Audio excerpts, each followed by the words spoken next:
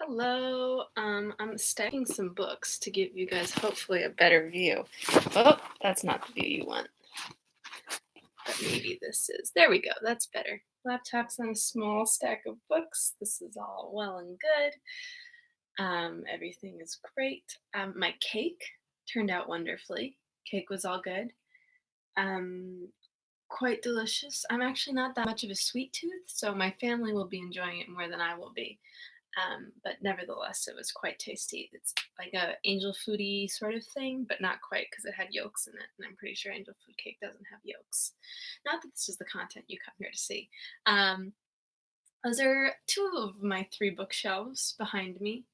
I also have another one further to the left. You can kind of see it over there. And then I have some more on my floor, and then I have more books on my desk. So yes, I do have a problem. I buy too many books. I like all of them, so I keep them all.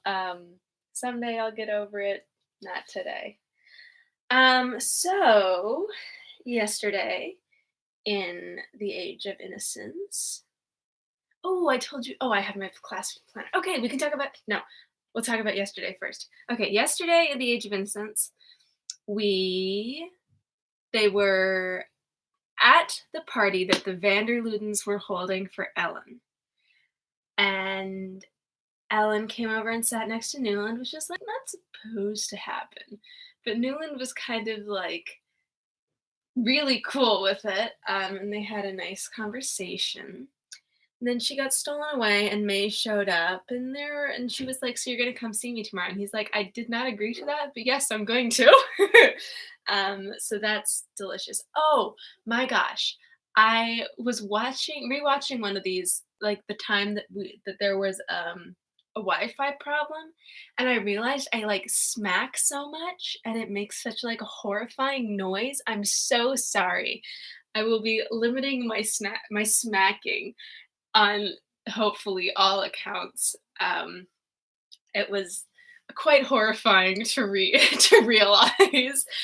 So thanks for putting up with that and not yelling at me. I appreciate that, and I will try my very best to do no more smacking and just to open my mouth like a normal person opens their mouth. Um, that's what I have for you.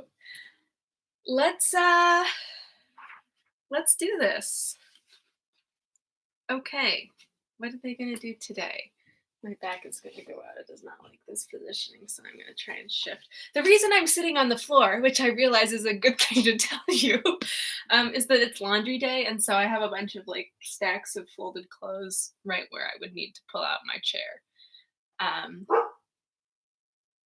Oh, I like your comment, Dan Newland Welland. I wish I could read the I wish I got like a little thing that would across my book whenever you guys say something because I. Oh, another cool fun fact that I learned. So sorry, I keep um uh stalling. So it turns out my dad was watching this documentary about woman between 1914 and 1918, which is the First World War, when Edith Wharton was living in Paris 2 years before this bad boy came out. And it turns out she was like, "Oh my God, there are horrible things happening. Maybe I should use some of my immense wealth to help out." And she was like, I from walking by quickly, and it was in French, so I couldn't like listen to it. I was just reading it. It sounds like she was like the first like person to do like like philanthropic action of that sort that was like recorded, or at least during that World War. So like take one from like fucking Edith Wharton, Jeff Bezos. Like, come on, man. Um, so yeah, Edith Wharton is so much more of a badass than anybody gives her credit for. Um, and now I'm finally gonna start reading the book. Okay. All right. The Age of Innocence, Chapter 9.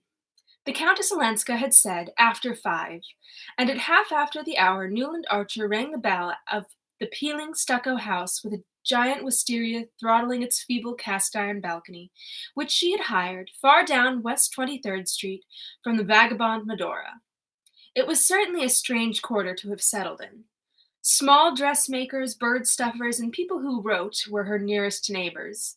And further down the disheveled street, Archer recognized a dilapidated wooden house, and at the end of a paved path in which a writer and journalist called Winsett, whom he used to come across now and then, had mentioned that he lived.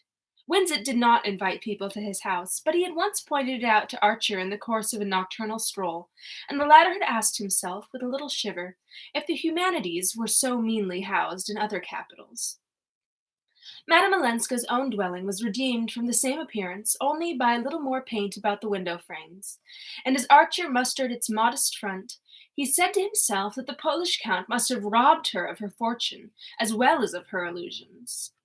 The young man had spent an unsatisfactory day. He had lunched with the Wellens, hoping afterward to carry off May for a walk in the park. He wanted to have her to himself, to tell her how enchanting she had looked the night before, and how proud he was of her, and to press her to hasten their marriage. But Mrs. Welland had firmly reminded him that the round of family visits was not over, and when he hinted at advancing the date of the wedding, and had raised reproachful eyebrows and sighed out, 12 dozen of everything, hand embroidered. Packed in the family landau, they rolled from one tribal doorstep to another, and Archer, when the afternoon's round was over, parted from his betrothed with a feeling that he had been shown off like a wild animal cunningly trapped. He supposed that his readings in in anthropology caused him to take such a coarse view of what was, after all, a simple and natural demonstration of family feeling. But when he remembered that the Wellens did not expect the wedding to take place till the following autumn, and pictured his wife would be till then, uh, and pictured what his life would be till then, a dampness fell upon his spirit. Tomorrow, Mrs. Welland called after him, will do the Shivers and the Dallases. And he perceived that she was going through their two families alphabetically, and that they were only in the first quarter of the alphabet. He had meant to tell May of the Countess Olenska's request, her command, rather, that he should call on her that afternoon. But in the brief moments when they were alone, he had more pressing things to say. Besides, it struck him as a little absurd to allude to the matter. He knew that May most particularly wanted him to be her cousin. Was it not? God. He knew that May most particularly wanted him to. I figured it out. It's lead incest. He knew that May most particularly wanted him to be kind to her cousin. Was it not that wish which had hastened the announcement of their engagement? It gave him an odd sensation to reflect that, but for the Countess's arrival, he might have been, if not still a free man, at least a man less irrevocably pledged. But May had willed it so, and he felt himself somehow relieved of further responsibility, and therefore at liberty, if he chose, to call on her cousin without telling her. As he stood on Madame Olenska's threshold, curiosity was his uppermost feeling. He was puzzled by the tone in which she had summoned him. He concluded that she was less simple than she seemed. The door was opened by a swarthy foreign-looking maid, with a prominent bosom under a grey neckerchief, whom he vaguely fancied to be Cilician. She welcomed him with her white teeth, and answering his inquiries by a headshake of incomprehension, led him through the narrow hall into a low, firelit drawing-room. The room was empty, and she left him, for an appreciable time, to wonder whether she had gone to find her mistress, or whether she had not understood what he was there for, and thought it might be to wind the clocks, of which he perceived that the only visible specimen had stopped. He knew that the southern races we don't love that, communicated with each other in the language of pantomime, and was mortified to find her shrugs and smiles so unintelligible. Yikes. At length she returned with a lamp, and Archer, having meanwhile put together a phrase out of Dante and Petrarch, evoked the answer, La signora I fuori, ma ver subito, which he took to mean, she's out, but you'll see soon. But you'll soon see. What he saw, meanwhile, with the help of the lamp, was the faded, shadowy charm of a room unlike any room he had known. He knew that the Countess Olenska had brought some of her possessions with her. Bits of wreckage, she called them. And these, he supposed, were represented by some small, slender tables of dark wood, a delicate little Greek bronze on the chimney-piece, and a stretch of red damask nailed on the discolored wallpaper behind a couple of Italian-looking pictures in old frames. Newland Archer prided himself on his knowledge of the Italian art. His boyhood had been saturated with Ruskin, and he had read all the latest books. John Addington Symonds, Vernon Lee's Euphorion, uh, the essays of P.J. Hamerton, and a wonderful new volume called The Renaissance by Walter Pater. He talked easily of Botticelli and spoke of Fra Angelico with faint condescension. But these pictures bewildered him, for they were like nothing he was accustomed to look at, and therefore able to see, when he travelled in Italy. And perhaps, also, his powers of observation were impaired by the oddness of finding himself in this strange, empty house where apparently no one expected him. He was sorry that he had not told May Welland of the Countess Olenska's request, and a little disturbed by the thought that his betrothed might come in to see her cousin. What would she think if she found him sitting there with the air of intimacy implied by waiting alone in the dusk at a lady's fireside? But since he had come, he meant to wait, and he sank into a chair and stretched his feet to the logs. It was odd to have summoned him in that way, and then forgotten him. But Archer felt more curious than mortified. The atmosphere of the room was so different from any he had ever breathed that self-consciousness vanished in the sense of adventure. He had been before in drawing-rooms hung with red damask, with pictures of the Italian school. What struck him was the way in which Medora Manson's shabby hired house, with its blighted background of pampas grass and Rogers statuettes, had, by a turn of the hand and the skilful use of a few properties, been transformed into something intimate, foreign, subtly suggestive of old romantic scenes and sentiments. He tried to analyze the trick, to find a clue to it in the way the chairs and tables were grouped, in the fact that only two Minot roses, of which nobody ever bought less than a dozen, had been placed in the slender vase at his elbow, and in the vague pervading perfume that was not what one put on handkerchiefs, but rather like the scent of some far-off bazaar, a smell made up of Turkish coffee and ambergris and dried roses. Wow. His mind wandered to the question of what May's drawing room would look like. He knew what Mr. Welland, who was behaving very handsomely, already had his eye on a newly built house in East 39th Street. The neighborhood was thought remote, and the house was built in ghastly greenish-yellow stone that the younger architects were beginning to employ as a protest against the brownstone which the uniform hue coated New York like a cold chocolate sauce. But the plumbing was perfect. Archer would have liked to travel, to put off the housing question, but, though the Wellands approved of an extended European honeymoon, perhaps even a winter in Egypt, they were firm as to the need of a house for the returning couple. The young man felt that his fate was sealed. For the rest of his life he would go up every evening between the cast-iron railings of that greenish-yellow doorstep, and pass through the Pompeia? Vestibule into a hall with wainscoting of varnished yellow wood. But beyond that his imagination could not travel. He knew the drawing-room above had a bay window, but he could not fancy how May would deal with it. She submitted cheerfully to the purple satin and yellow tuftings of the Welland drawing-room, to its sham buhl tables and gilt vitrines full of modern Saks. He saw no reason to suppose that she would want anything different in her own house, and his only comfort was to reflect that she would probably let him arrange his library as he pleased, which would be, of course, with sincere Eastlake furniture and plain new bookcases without glass doors. The round-bosomed maid came in, drew the curtains, pushed back a log, and said consolingly, "Vera, Vera." When she was gone, Archer stood up and began to wander about. Should he wait any longer? His position was becoming rather foolish. Perhaps he had misunderstood Madame Olenska. Perhaps she had not invited him after all. Down the cobblestones of the quiet street came the ring of a stepper's hoofs. They stopped before the house, and he caught the opening of a carriage door. Patting the curtains, he looked out into the early dusk.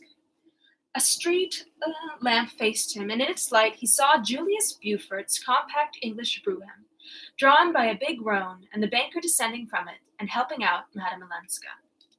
Beaufort stood, hat in hand, saying something which his companion seemed to negative. Then they shook hands, and he jumped into his carriage while she mounted the steps. When she entered the room, she showed no surprise at seeing Archer there. Surprise seemed the emotion that she was least addicted to. "How do you like my funny house?" she asked. "To me it's like heaven." As she spoke, she undid her little velvet bonnet, and tossing it away with her long cloak, she stood looking at him with meditative eyes. "You've arranged it delightfully," he rejoined, alive to the flatness of words, but imprisoned in the conventional by his consuming desire to be simple and striking. "Ah! Oh, it's a little place. My relations despise it, but at any rate it's less gloomy than the Vanderludens." The words gave him an electric shock, for few were the rebellious spirits who would have dared to call the stately home of the Vanderludens gloomy. Those privileged to enter it shivered there and spoke of it as handsome. But suddenly he was glad that she had given voice to the general shiver. "It's delicious, what you've done here," he repeated. "I like the little house," she admitted. "But I suppose what I like is the blessedness of it being here, in my own country, in my own town, and then of being alone in it." She spoke so low that he hardly heard the last phrase, but in his awkwardness he took it up. "You like so much to be alone?" "Yes, as long as my friends keep me from feeling lonely." She sat down near the fire, said, "Natasha will bring the tea presently," and signed to him to return to his armchair, adding, "I see you've already chosen your corner." Leaning back, she folded her arms behind her head, and looked at the fire under drooping lids. "This is the hour I like best, don't you?" A proper sense of his dignity caused him to answer, "I was afraid you'd forgotten the hour. Beaufort must have been very engrossing."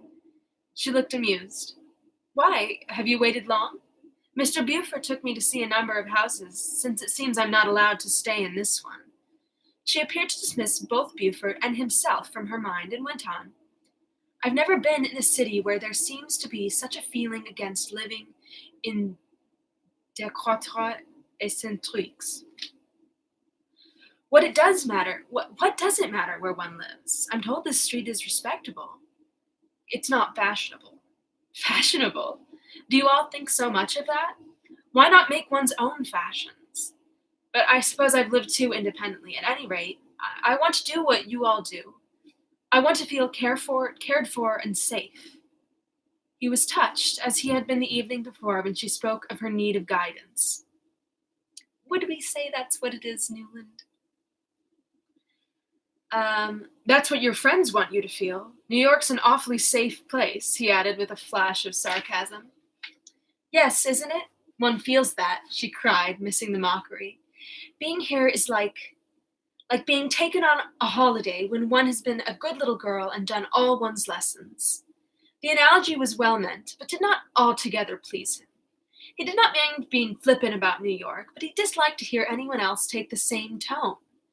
He wondered if she did not begin to see what a powerful engine it was, and how nearly it had crushed her. The Lovell Mingott's dinner, patched up in extremis, out of all sorts of social odds and ends, ought to have taught her the narrowness of her escape. But either she had been all along unaware of having skirted disaster, or else she had lost sight of it in the triumph of the Vanderluden evening. Archer inclined to the former theory. He fancied that her New York was still completely undifferentiated, and that conjecture nettled him. "Last night," he said, "New York laid itself out for you. The Vanderludens do nothing by halves." "No, how kind they are. It was such a nice party. Everyone seems to have such an esteem for them." The terms were hardly adequate. She might have spoken in that way of a tea party at the old Mrs. Lanning's. "The Vanderludens," said Archer, feeling himself pompous as he spoke, "are the most powerful influence in New York society. Unfortunately, owing to her health, they receive very seldom." She unclasped her hands from behind her head and looked at him meditatively. "Isn't that perhaps the reason?" "The reason?" "For their great influence, that they make themselves so rare." He colored a little, stared at her. and suddenly felt the penetration of the remark. At a stroke, she had pricked the van der Ludens, and they collapsed. He laughed and sacrificed them. Natasha brought the tea, with handleless Japanese cups and a little covered dishes, placing the tray on a low table. But you'll explain these things to me. You tell me all I ought to know, Madame Olenska continued, leaning forward to hand him his cup. It's you who are telling me, opening my eyes to things I'd looked at so long that I'd ceased to see them. She detached a small gold cigarette case from one of her bracelets, held it out to him, took a cigarette for herself. On the chimney were long spills for lighting them. Ah, then we can both help each other. But I do want help so much more. You must tell me just what to do. It was on the tip of his tongue to reply, Don't be seen driving in the streets with Buford. But he was being too deeply drawn into the atmosphere of the room, which was her atmosphere, and to give advice of that sort would have been like telling someone who was bargaining for an attar of roses and smacker. What the hell? Smarkand? Smarkand? Bargaining for an attar of roses and Smarkand, that one should always be provided with arctics for a New York winter. New York seemed much farther off than Smarkand. And if they were indeed to help each other, she was rendering what might prove the first of their mutual services by making him look at his native city objectively. Viewed thus, as through the wrong end of a telescope, it looked disconcertingly small and distant. But then from Smarkand it would. If somebody could tell me what the hell Smarkand is, I would be much obliged. A flame darted from the logs, and she bent over the fire, stretching her thin hands so close to it that a faint halo shone about the oval nails. The light touched to russet the rings of dark hair escaping from her braids, and made her pale face paler. There are plenty of people to tell you what to do, Archer rejoined, obscurely envious of them. Oh, all my aunts? And my dear old granny? She considered the idea impartially. They're all a little vexed with me for setting up for myself, poor granny especially. She wanted to keep me with her, but I had to be free. He was impressed by this light way of speaking of the formidable Catherine, and moved by the thought of what must have given Madame Olenska this thirst for even the loneliest kind of freedom. But the idea of Buford gnawed him. I understand how you feel, he said. Still, your family can advise you, explain differences, show you the way. She lifted her thin black eyebrows.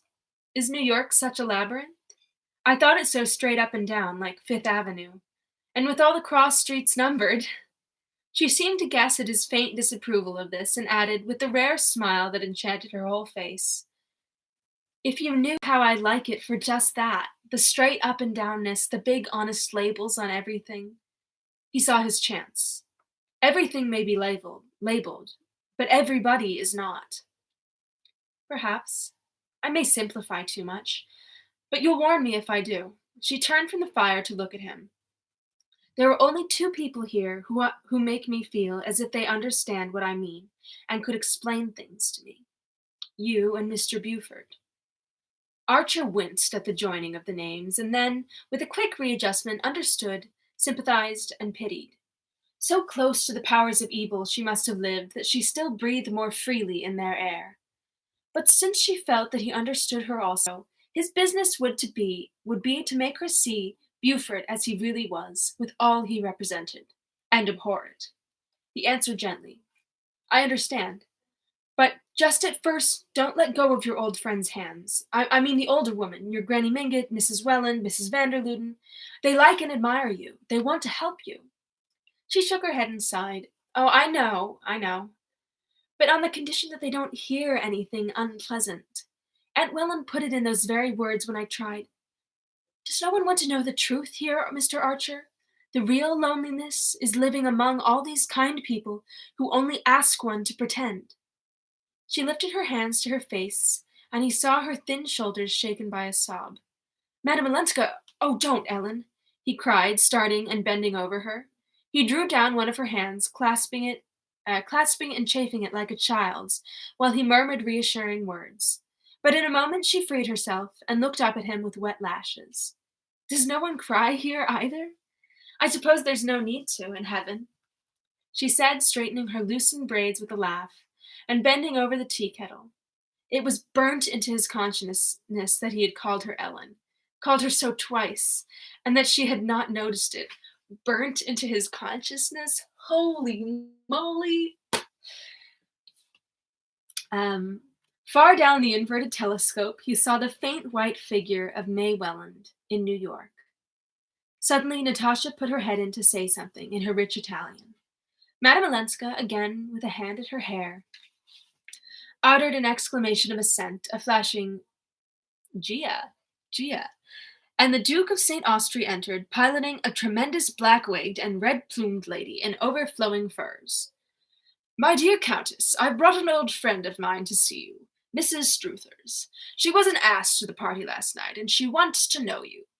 The Duke beamed on the group, and Madame Olenska advanced with a murmur of welcome towards the queer couple. She seemed to have no idea how oddly matched they were, nor what a liberty the Duke had taken in bringing his companion. And to do him justice, as Archie perceived, the Duke seemed as unaware of it himself. Of course I want to know you, my dear, cried Mrs. Struthers in a round, rolling voice that matched her bold feathers and brazen wig. I want to know everybody who's young and interesting and charming. And the Duke tells me you like music. Didn't you, Duke? You're a pianist yourself, I believe. Well, do you want to hear Sarsat play tomorrow evening at my house? You know, I've something going on every Sunday evening. It's the day when New York doesn't know what to do with itself, and so I say to it, come be amused. And the Duke thought you'd be tempted by Sarsat. You'll find a number of your friends. Madame Olenska's face grew brilliant with pleasure. How kind, how good of the Duke to think of me. She pushed a chair up to the tea-table, and Mrs. Struthers sank into it delectably. Of course I shall be too happy to come. That's all right, my dear, and bring your young gentleman with you. Mrs. Struthers extended a hail-fellow hand to Archer. I can't put a name to you, but I'm sure I've met you. I've met everybody here in Paris or London. Aren't you in diplomacy? All the diplomats come to me. You like music, too? Duke, you must be sure to bring him. The Duke said, rather, from the depths of his beard, and Archer withdrew with a stiffly circular bow that made him feel as full of spine as a self-conscious schoolboy among careless and unnoticing elders. He was not sorry for the denouement of his visit. He only wished it had come sooner and spared him a certain waste of emotion. As he went out into the wintry night, New York again became vast and imminent, and May Welland was the loveliest woman in it. Ruh-roh! He turned into his florist to send her the daily box of lilies of the valley, which, to his confusion, he found he had forgotten that morning. Oh, Newland! Oh, no, sweetie! As he wrote a word on his card and waited for an envelope, he glanced about the embowered shop, and his eyes lit on a cluster of yellow roses. I remember this. He had never seen any as sun-golden before, and his first impulse was to send them to May instead of the lilies. But they did not look like her. There was something too rich, too strong in their fiery beauty. In a sudden revulsion of mood, and almost without knowing what he did, he signed the florist to lay the roses in another long box, and slipped his card into a second envelope, on which he wrote the name of the Countess Olenska. Then, just as he was turning away, he drew the card out again and left the empty envelope on the box. They'll go at once? He inquired, pointing to the roses. The florist assured him that they would. Newland, you're so screwed! That's the end of chapter 9. Woo, what a doozy. I should just tape my bookmark to my forehead because I always forget it directly after. Newland's screwed! Oh, poor honey, poor baby, poor sweetie pie. While I have you all here with me, and wow, I guess it was a really long chapter today, I'm going to take a look at my schedule because UCLA Online starts officially tomorrow, so I will have to change my times a little bit. Mondays, I'll still be here at 3 with you. Hopefully this does not cut out when I click away. I'm going to click back without seeing anything. Oh, we're good. Okay, so Mondays, I'll be here at 3. Tuesdays, I'm going to do... Okay, Tuesdays, Wednesdays, and Thursdays, I'll do 1, and Fridays I'll do at 3. So Mondays and Fridays at 3, Tuesday, Wednesday, Thursday at 1. Sound Gucci good? Sounds Gucci good. All right. I am going to go ahead and end the stream. I cannot wait to read your chats. Chats? Okay. Beautiful. You got it, Shiv. And I'll put that in the comments of this, the little description of this one as well, so that you all know what is up. Okay. I will see you all tomorrow at 3, Monday. Goodbye. I would like to end my stream, please.